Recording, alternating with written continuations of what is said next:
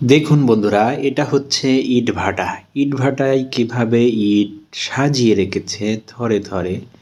এইগুলা কাঁচা মাটি থেকে এইগুলা ইট ফার্মের মাধ্যমে তৈরি করে সাজিয়ে রেখেছে শুকানোর জন্য। এই ইট যখন শুকিয়ে যাবে তখন এই যে চিমনি দেখছেন, এই চিমনির নিচেই রয়েছে ইট ভাটার সেই দগ্ধ আগুন।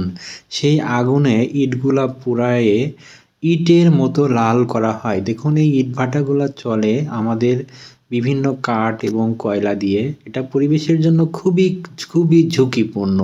কারণ এই পরিবেশের উপরে এই ধরনের ধোঁয়া বাতাসের উপস্থিতিতে আমাদের মানুষের দেহে চলে আসে, তখন মানুষের এবং মানব দেহে এবং প্রাণী জগতে ব্যাপকভাবে এটা মারাত্মক ক্ষতি সাধন করে।